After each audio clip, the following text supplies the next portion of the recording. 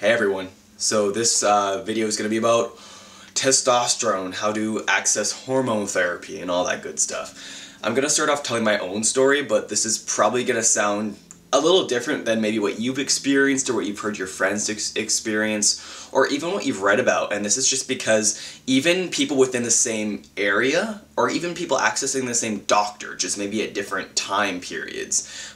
So if you access a doctor later than I do, even though it's the same doctor, it can be a very different conduit through which you go to get on hormones. And this is just essentially because there is no standard sort of across the globe in terms of accessing hormones. A lot of things are sort of syncing up and a lot of ways of getting hormones are very similar, but depending on the person you see and depending on where you live, it'll probably be a little bit different, if not maybe sometimes very different. So my own personal story started about 4 years ago. I'm really bad with numbers, so I always lose count, but it was about 4 years ago.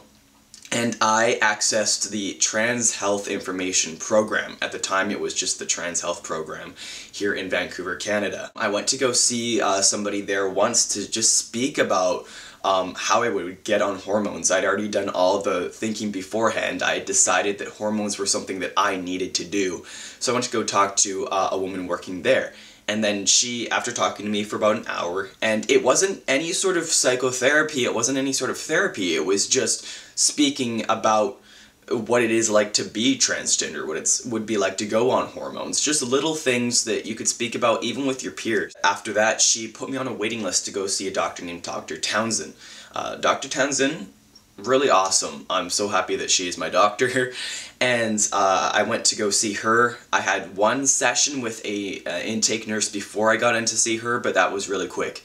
And then I was seeing her for about 3 months. And after seeing her for 3 months, and this was just a lot of blood work, a lot of, I had a sort of physical test that was like your reflexes and your blood pressure and all that. And just some light talking, and it was talking such as, oh, what was your childhood like? Where do you see yourself in a few years? What sort of interests do you have? What's your support network like? Which is a really important one. Most doctors, if not all doctors, will really want to know, what's your support network like? If you go on hormones and you're living at home, is this going to present a problem in terms of you being kicked out? If you go on hormones and you aren't employed, are you going to be able to consistently get access to that medication, or is this going to be an issue for you? And it's not so much if you don't meet these requirements you fail, it's if you don't meet these requirements, how can we get you to a place where you are meeting these requirements so that we can safely put you on hormones. And then after those 3 months, I got my prescription for my first shot, which I got at the same clinic I had been going to from a nurse who just stuck a needle in my bum, and then rest is history. I learned how to do my shot after like about a month and a half, because it got really hard to keep going into the doctor. And that's how I got on hormones.